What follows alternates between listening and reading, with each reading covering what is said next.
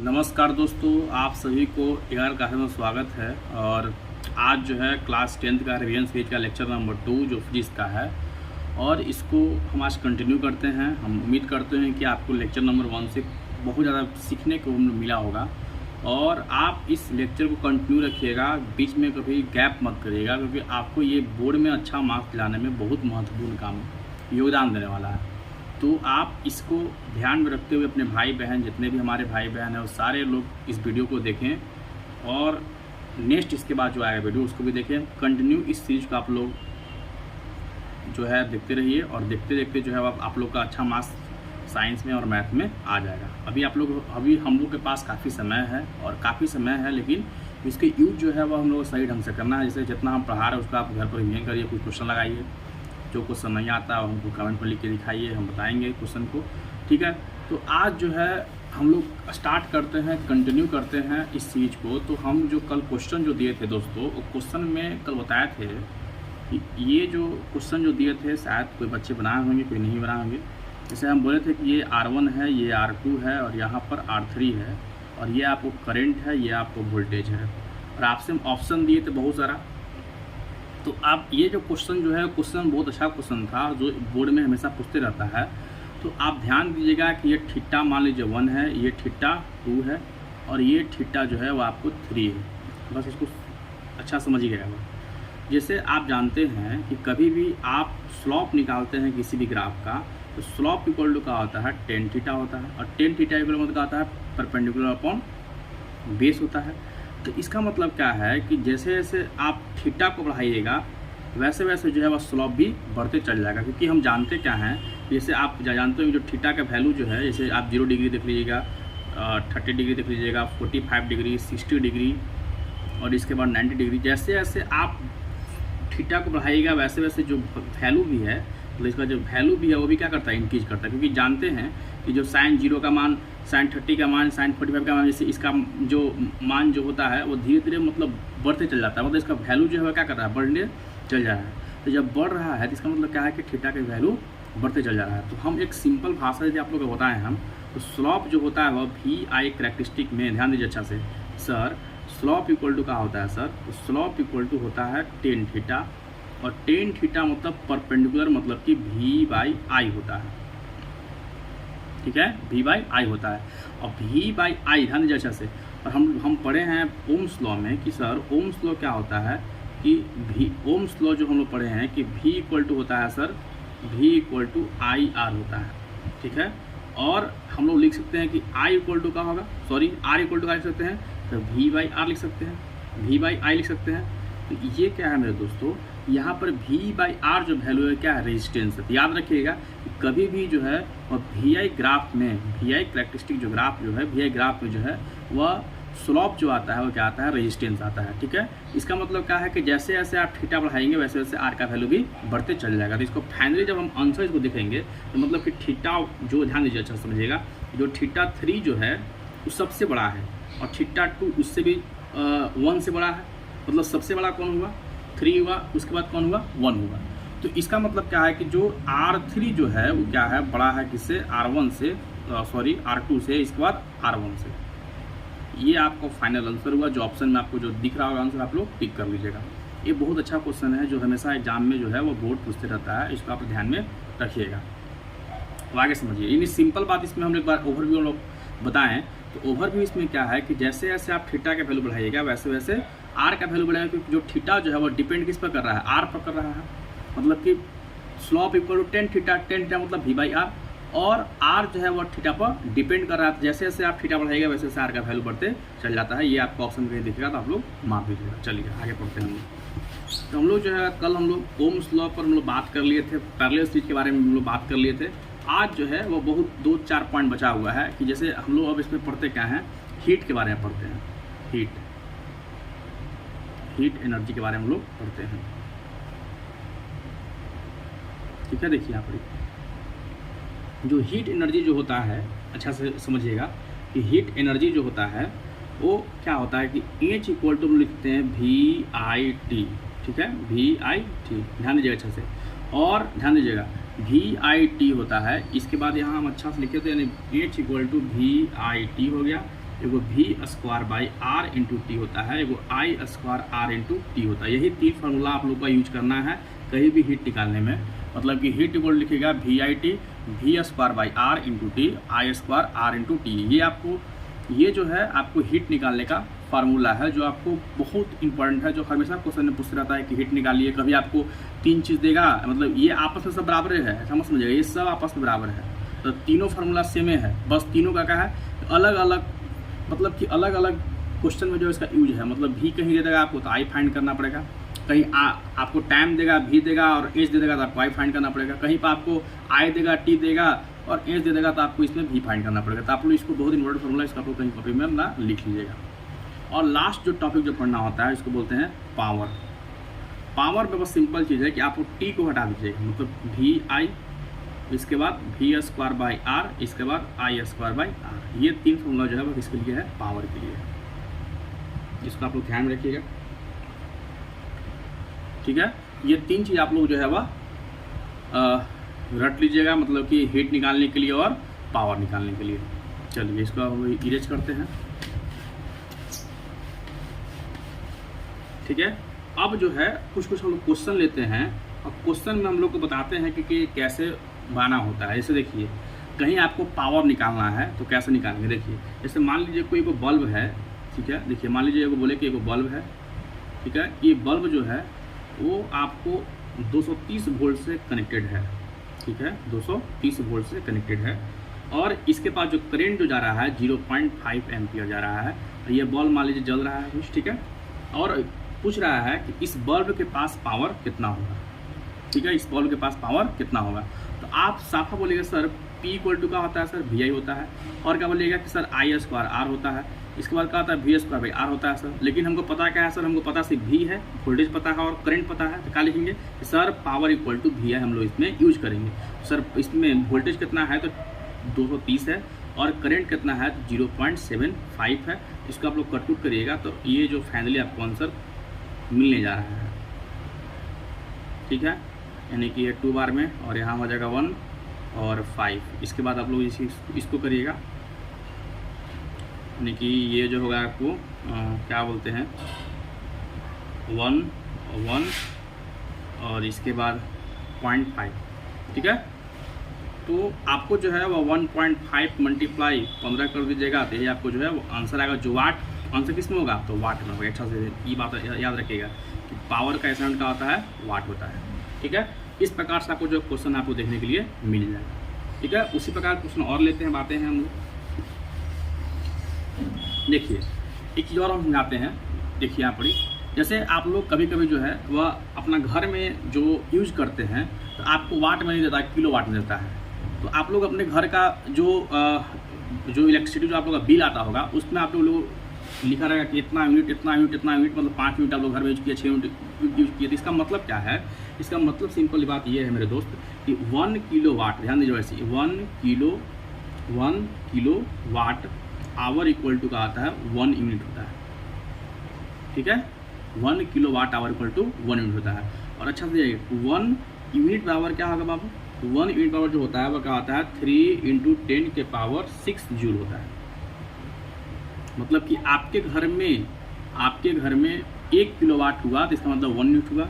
और 1 यूनिट का मतलब क्या आता है सर कि 3.6 × 10 के पावर 6 जूल जो है वह आप एनर्जी को अपना कंज्यूम कर रहे हैं अपने घर के लिए। मान लीजिए आपके घर में 5 यूनिट आया, 10 यूनिट का आ रहा है बिल, 100 यूनिट का आ रहा है, आप उससे सिर्फ मल्टीप्लाई कर लेगा आप लोग पता लग जाएगा कि हम लोग का घर में कितना बिल आ रहा है। वही में मान लीजिए बोलेगा आपको कि मान लीजिए देखिए अब इसमें कुछ क्वेश्चन देते हैं। देखिए मान लीजिए कि आपके घर है, ठीक है, ये घर है आपके, इस घर में जो है यहाँ पर मीटर लगा हुआ है, ठीक है। और ये मान लीजिए वायर है जो मेन लाइन यहाँ से आया, ऐसे जुड़ गया। और जुड़ने के बाद बोला कि सर आप जो हैं वह 10 यूनिट जो है आप लोग बिल अपनों लिए हैं, ठीक है। आपके घर में मान लीजिए 10 यूनिट बिल आया जो आप लोग यूज किए, और बोला कि आपको जो है वह 1 यूनिट का जो पैसा जो लग रहा है वो आपको लग रहा है मात्र 5 रुपये का लग रहा है। मतलब यहाँ लिखिए RS 5 रुपये का। और आपसे पूछा कि बताइए कि आप कितना एनर्जी कंज्यूम किए, ठीक है, कितना एनर्जी कंज्यूम किए। तो बोलिएगा कि सर 1 यूनिट पावर का होता है बाबू, तो 1 यूनिट पावर होता है सर 3.6 इंटू 10⁶ जूल होता है। तो वैसा ही बोलेंगे 10 यूनिट सर हम यूज किए हैं, सर यहाँ 10 है, हम यहाँ भी गुना कर देंगे, इतना हम लोग यूज किए, ठीक है। उसी प्रकार ये जब हटेगा तो 10 इंटू 3/6 मल्टीप्लाई 10⁶ जूल, ये से कट गया, यानी कि 6 मल्टीप्लाई 10⁶ जूल हो गया कितना, ये 10 यूनिट के इक्वल हो गया, ठीक है। ये आपको 10 यूनिट का इक्वल हो गया। अब आपको बोल रहा है कि कितना रुपया हुआ, सर हम इतना यूज किए हैं। अब बोल रहा है कि ध्यान दीजिए अच्छा से, क्वेश्चन में क्या बोल रहा है कि आप जो है वह इतना, यहाँ मान लीजिए पर जूल मान लेते हैं, चलिए हटाइए, ठीक है, इसको जूल लग देते हैं, मतलब बोले कि 1 जूल बराबर 5 रुपया, ठीक है। आप क्या करिएगा सर, इसको जो है वो 5 जूल हम लोग यूज किए ना है, बोलेंगे सर सॉरी 10 जूल हम लोग 10 मिनट हम लोग यूज किए हैं सर, 5 से इसको मल्टीप्लाई करेंगे तो टोटल हमको यहाँ पर आंसर मिल जाएगा। ऐसे कर लीजिए 5 मल्टीप्लाई 10⁶ इंटू 10⁶ जूल, ये आपको इतना पैसा आपको देना पड़ेगा। ये सिंपल सा कैलकुलेशन है, जो हम क्वेश्चन ये थे जो खुद से क्वेश्चन लोग क्रिएट किए थे, बनाए थे, लेकिन ये चीज़ आप लोग याद रखिएगा, ये आपको ऑब्जेक्टिव में मारने के लिए जो है आपको मिल सकता है। यानी कि सिंपल वर्ड में जब हम बोलें तो आपको बोल सकते हैं कि total cost of electricity equal to total unit multiply क्या लिखेगा, यहाँ लिख देते हैं, अच्छा लिख देते हैं कि total cost of electricity equal to total unit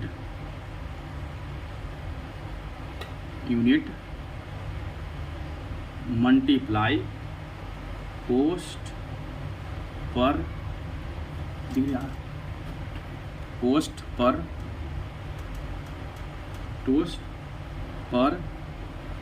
unit of electricity. मतलब आप लोग 10 यूनिट यूज किए, 10 रुपये, आपको सिर्फ से मल्टीप्लाई कर देना, निकल जाए आपको कितना हम लोग का पैसा पूरा हुआ है घर का। इसको भी लिख लीजिएगा अच्छा से। यहाँ तक किसी बच्चे का दिक्कत तो नहीं होगा हमको उम्मीद से। तो अब कुछ हम लोग क्वेश्चन अच्छा लेते हैं जो आपको बोर्ड में बहुत सारा क्वेश्चन इससे आया है, उसको हम लोग ध्यान में रखते हुए कुछ हम लोग क्वेश्चन लेते हैं। एक बार हम और थोड़ा सा बात बताते हैं, थोड़ा सा पैरेलल के बारे में। थोड़ा सा कल हम पैरेलल के बारे में तो अच्छा से बात है, लेकिन देखते हैं आज हम फिर से देखते हैं, आप देखिएगा, क्योंकि ये टॉपिक बहुत इंपॉर्टेंट है पैरेलल सीरीज वाला। देखिए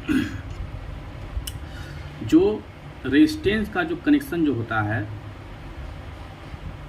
वो 2 टाइप का होता है। एक होता है डायरेक्ट लिखे ना पैरेलल, डायरेक्ट लिखे पैरेलल, फिर सीरीज लिखते हैं पैरेलल, सीरीज कॉम्बिनेशन। देखिए सीरीज कॉम्बिनेशन में क्या आता है कि मान लीजिए ये एक सर्किट है, जिगजैग लगा दीजिएगा, जिगजैग कल भी बताया, जिगजैग का मतलब क्या आता है बाबू, रेजिस्टेंस होता है, ठीक है। और यहाँ पर ये जो है मान लीजिए यहाँ पर ये आपको V वोल्ट आ रहा है, ठीक है, और यहाँ पर R1 है और यहाँ पर R2 है और यहाँ पर R3 है। बहुत अच्छा समझिएगा, क्योंकि हर टीचर इसको एक्सप्लेन नहीं करता है, क्योंकि बच्चा क्वेश्चन में ही से फंसता भी है। और एग्जाम में क्वेश्चन पूछ देगा, बताइए कि यहाँ का वोल्टेज क्या होगा, डायरेक्ट बोलेगा कि सर ये फाइंड, डायरेक्ट क्वेश्चन पूछा कि यहाँ का वोल्टेज आपको V1 जो है यह क्या होगा। उस समय आपको दिमाग काम नहीं करेगा हम लोग करना क्या है, कॉन्सेप्ट क्या है, कॉन्सेप्ट पर समझिए बात, कॉन्सेप्ट समझिएगा, क्वेश्चन खुद से बन जाएगा। देखिए मान लीजिए जब करंट यहाँ से I फ्लो हो रहा है तो यहाँ भी करंट I होगा, यहाँ भी करंट I होगा, यहाँ भी करंट I होगा। तो अब जैसे हम जानते हैं कि सर V1 हमको फाइंड करना है, तो ओम्स लॉ क्या बोलता है कि यदि आपको वोल्टेज फाइंड करना है तो I में R से मल्टीप्लाई कर दीजिए, मतलब I में R1 से मल्टीप्लाई करने का निकल जाएगा सर, V1 निकल जाएगा। उसी प्रकार मान लीजिए बोले कि इसका निकालिए आप, ठीक है, इसको बोले V2 है, बोले बताइए V2 क्या होगा बाबू, सर I में R2 से गुना कर दिए। उसी प्रकार बोले कि V3 निकालिए, इसका निकालिए, V3 निकालिए, इसका क्या होगा V3, क्या बोलेगा कि सर V3 क्या होगा कि I में जो है वह सर R3 से मल्टीप्लाई कर दीजिए। यानी एक बात हम यदि लिखें तो क्या लिखेंगे कि सर सीरीज कॉम्बिनेशन में क्या होता है, सीरीज में सर दो बात होता है। एक जो होता है वह करंट जो होता है सर वो सेम होता है, मतलब कि हर डिवाइस मतलब जितना भी रेजिस्टेंस है, जितना भी रजिस्टर जो है R1 R2 R3 सब में सेम होगा, लेकिन जो भी होगा सर मतलब पोटेंशियल डिफरेंस क्या होगा सर, ये आपको डिफरेंट होगा। यहाँ तक अच्छा समझ लीजिएगा। इस सीरीज में क्या बोले कि सीरीज में क्या होता है R1 R2 और R3, और यहाँ से करंट आप I फ्लो करवा रहे हैं तो यहाँ भी करंट आई जाएगा, यहाँ भी आई जाएगा और यहाँ भी आई जाएगा। मतलब कि सीरीज कॉम्बिनेशन में जो करंट जो होता है वह ईच रजिस्टर मतलब R1 के लिए, R2 के लिए और R3 के लिए सेम रहेगा। लेकिन पैरेलल में क्या होगा बाबू, यहाँ भी डिफरेंट, यहाँ भी डिफरेंट और यहाँ भी डिफरेंट। जैसे हम पूछे कि R1 का वैल्यू क्या होगा, क्वेश्चन में आपको देगा तो find the value of find the potential difference of register R1, find the potential difference of register R2, find the potential difference of register R3। तो आपको ऐसे फाइंड करना पड़ेगा। R1 इक्वल टू I में R से करिए, फिर I में R2 से करिए, I में R3 से करिए। ये आपको सीरीज कॉम्बिनेशन का मेन व्यू रहा, जो एग्जाम में क्वेश्चन आएगा तो आप लोग इसको न्यूमेरिकल जो डील कर पाएंगे। उसी प्रकार थोड़ा पैरेलल के बारे में समझते हैं हम लोग। देखिए पैरेलल सेकेंड,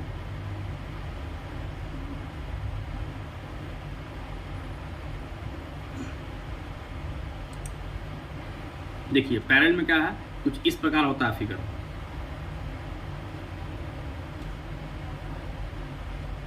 ठीक है, और इसको जो है वो इस प्रकार हम लोग कनेक्शन कर दिए, और यहाँ बोले भी है, छोटा करते हैं मेरे पास बोर्ड छोटा है। यहाँ बोले भी है, यहाँ पर रजिस्टर R1 है और यहाँ पर R2 है। ठीक है, समझिएगा अच्छा से। और यहाँ से करंट आई जा रहा है। आपसे पूछे बताओ कि R1 का वोल्टेज कितना होगा, तो याद रखिएगा कि सर पैरेलल में दो बात हमको याद रखना है, बस दो बात। पहला बात क्या रखना है कि पहला बात ये याद रखना है जो करंट जो होता है इसमें वह डिफरेंट होता है। ठीक है, और जो भी जो होता है मतलब भी का मतलब पोटेंशियल डिफरेंस जो होता है वो हर जगह सेम होता है, मतलब जस्ट सीरीज का उल्टा है मेरे दोस्त। तो आप मेरे दोस्त बोलिएगा कि सर ये जो है यहाँ पर जो वोल्टेज होगा क्या होगा, V होगा। उसी प्रकार यहाँ भी जो वोल्टेज होगा वो क्या होगा सर, V रहेगा। उसी प्रकार सर यहाँ भी जो वोल्टेज जो रहेगा, जो यहाँ पर R3 जो है इसमें भी सर कितना होगा, यहाँ भी V होगा। लेकिन करंट की बात करते हैं मेरे दोस्त तो बहुत इंपॉर्टेंट, करंट का लिखे यहाँ पर डिफरेंट लिखे हैं, मतलब यहाँ पर I1 होगा और यहाँ पर I2 और यहाँ पर I3। ये कोई मतलब नहीं है कि हम I1 I2 मान सकते, आप खुद मान सकते हैं यहाँ पर XYZ कुछ भी मान लीजिए, कोई दिक्कत नहीं है। लेकिन जिनमें जो है वह I1 I2 और I3 जो है वह हम लोग इसको मान लेते हैं। तो इस बार बोलेंगे सर I1 का वैल्यू क्या होगा, सर इसका वोल्टेज कितना है, V है, और यहाँ पर रेजिस्टेंस कितना है सर, R1 है। इससे हम डिवाइड करेंगे। उसी प्रकार आपसे मुझे बताइए सर I2 क्या होगा, सर यहाँ पर वोल्टेज V है और इसको रेजिस्टेंस R2 है, सर इसको डिवाइड कर देंगे। इसी प्रकार I3 पूछेगा सर यहाँ पर वोल्टेज V है और यहाँ पर रेजिस्टेंस कितना है सर, R3 है। ठीक है, ये रहा आप लोग का मतलब पैरेलल कॉम्बिनेशन का सबसे मुख्य प्रमुख जो बात है, जो न्यूमेरिकल जो यूज होने वाला है वो यही बात है कि सर रेजिस्टेंस तो R1 R2 R3 तीनों जब आपस में पैरेलल कॉम्बिनेशन रहेगा तो यहाँ पर वोल्टेज जो होगा वो सेम होगा, लेकिन करंट क्या होगा सर, डिफरेंट होगा। मतलब यहाँ पर करंट कुछ और होगा, यहाँ पर करंट कुछ और होगा, यहाँ पर करंट कुछ और होगा। लेकिन V की बात करते हैं तो V जो यहाँ से आया है वही वाला V यहाँ भी रहेगा, यहाँ भी रहेगा और यहाँ भी रहेगा। ठीक है, और वैसे हम लोग फाइंड करना है I1 के बारे में तो क्या लिखेंगे सर, V/R1। वैसा ही मेरे दोस्त फाइंड करना है I2 के बारे में तो क्या लिखेंगे, V/R2। वैसा ही मेरे दोस्त V3 फाइंड करना है तो V/R3 लिखेंगे। ये आपको पैरेलल कॉम्बिनेशन का न्यूमेरिकल बनाने में बहुत महत्वपूर्ण योगदान निभाने वाला है। जैसे अभी क्वेश्चन पूछते हैं आपसे हम, ठीक है, क्वेश्चन बना कर दिखाते हैं। देखिए क्वेश्चन, देखिए क्वेश्चन क्या है मेरे दोस्त, जैसे हम बोले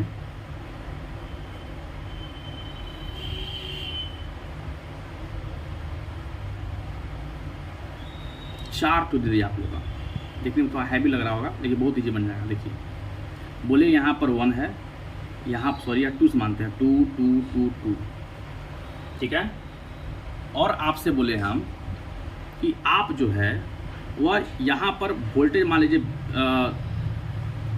40 वोल्ट दे दिए, और आपसे बोले कि यहाँ पर हमको जो है वह करंट फाइंड करिए, मतलब कि I का वैल्यू फाइंड करिए। ठीक है, और आपसे बोले कि I1 फाइंड करिए, मतलब ये मान लीजिए हम I1 बोल दिए और आपसे बोले कि I1 फाइंड करिए। ठीक है, और बोले कि इस डिवाइस का जो है वह आप V1 फाइंड करिए, हम इसको V1 मान लेंगे। समझिएगा अच्छा से, पकड़िए क्वेश्चन को। क्वेश्चन बहुत डिफ़िकल्ट नहीं है, बट इसको समझ लीजिएगा तो बहुत ईजी लगेगा, ठीक है। जैसे हम बोलें कि ये रेजिस्टेंस में यहाँ पर करंट I फ्लो हो रहा है और इसको आपको I का वैल्यू फाइंड करना है। यहाँ पर जो I1 जो है वह इसका फाइंड करना है, मतलब इस जो रजिस्टर जो है वह इसमें I1 का वैल्यू क्या होगा, इसमें V1 का वैल्यू क्या होगा। देखिए समझिए बात को। जैसे हम पहले I की बात करते हैं। सर I फाइंड करने के लिए हमको क्या चाहिए मेरे दोस्त? सर हम लोग जानते हैं कि ओम्स लॉ क्या बोलता है कि V equal to IR, I equal to V/R होगा।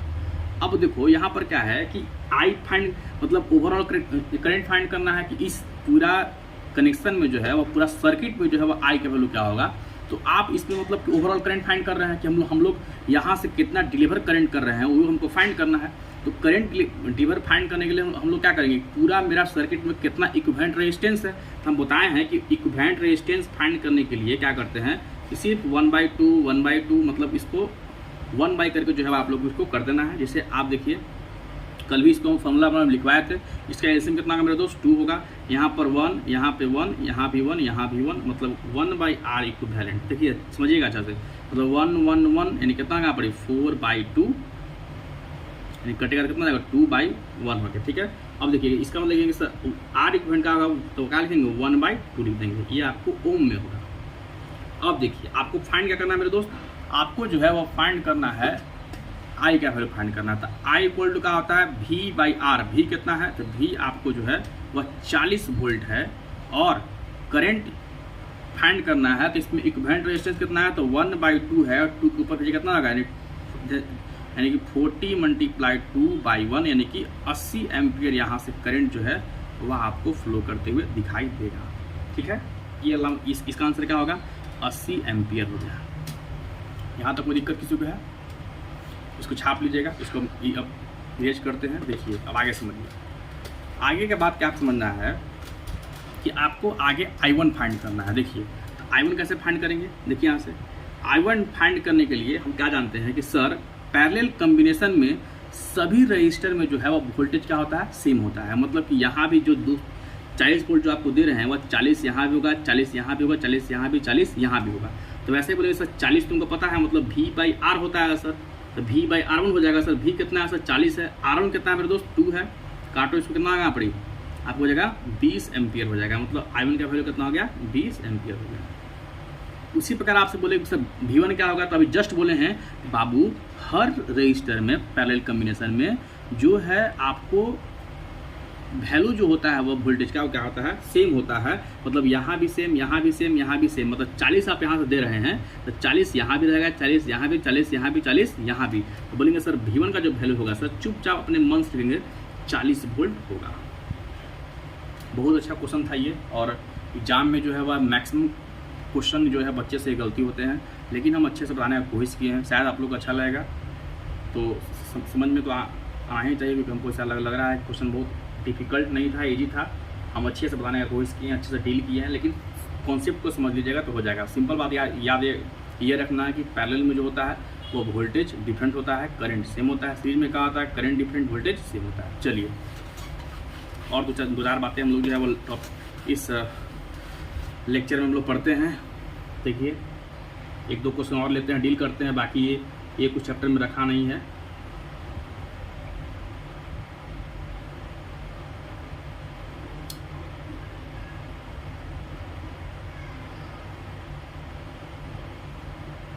देखिए एक क्वेश्चन दिया, क्वेश्चन है कि in a circuit diagram given in the figure, जैसे फिगर है यहाँ पर, ये आपको बोर्ड में क्वेश्चन आया क्वेश्चन है। देखिए बोला कि इसमें जो है वो 2 ओम है और यहाँ पर 4 ओम है और यहाँ पर जो है वो आपको 6 ओम है, ठीक है। और आपसे क्या पूछा क्वेश्चन में कि बोला कि ये जो है वो 9 वोल्ट से कनेक्शन है, मतलब इसका जो वोल्टेज है कितना है बाबू 9 है, ठीक है। 9 वोल्ट से ये कनेक्शन है। अब बोल रहा है कि कैलकुलेट द करंट थ्रू, मतलब जस्ट फाइंड की है, मतलब I का वैल्यू क्या होगा, ठीक है। ये क्वेश्चन है। ठीक है। पहला क्या पूछा, आई का वैल्यू निकालिए। दूसरा क्या पूछा कि टोटल करंट मतलब फाइंड करना है। इसके बाद बोला कि आप ईच रजिस्टर में मतलब इसमें I1 फाइंड करिए, इसमें I2 फाइंड करिए और I3 फाइंड करिए।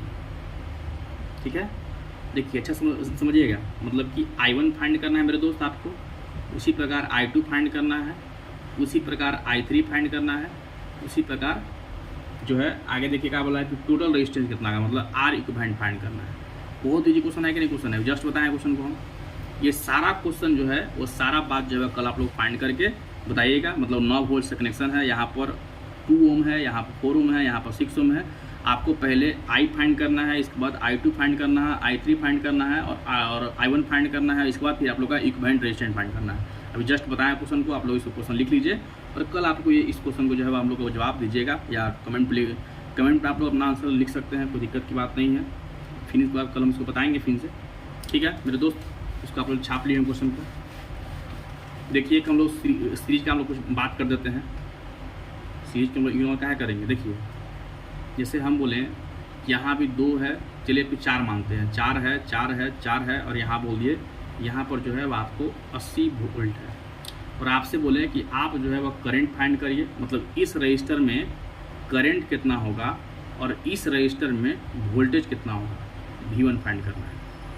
ठीक है, इस रजिस्टर में करंट कितना होगा मतलब I1 फाइंड करना है, इस रजिस्टर में जो है वो आपको, और यहाँ पर आपको जो है वो I फाइंड करना है। यहाँ लिख देते हैं हम साइड में, यहाँ पर आपको I फाइंड करना है और I1 फाइंड करना है और V1 फाइंड करना है। ठीक है, ये 3 चीज़ आपको फाइंड करना है। और एक और लिख देता है R इक्विवेलेंट फाइंड करना है। देखिए तो पहले क्या करेंगे, R इक्विवेलेंट इक्वल टू क्या होता है मेरे दोस्त, तो सबको ऐड करना है, मतलब कि 4 + 4 + 4 यानी कि कितना जगह 12 ओम हो गया। बहुत सिंपल है कि नहीं सिंपल है, ये तो सब बनेगा। ठीक है, आगे देखिए अब जैसे फाइंड करना है आपको I1 के बारे में, तो पहले हमको I फाइंड करना पड़ेगा सर। तो I क्या है सर, तो I होता है कि I = V/R होता है सर। तो V कितना है 80 वोल्ट और R कितना है सर 12 वोल्ट, यानी कि लगभग इसको जब काटिएगा तो यानी कि ये आपको 3 बार में और यहाँ पर 20 यानी कि आपको 6.6 एम्पियर आपको जो है आपको करंट मिलने वाला है।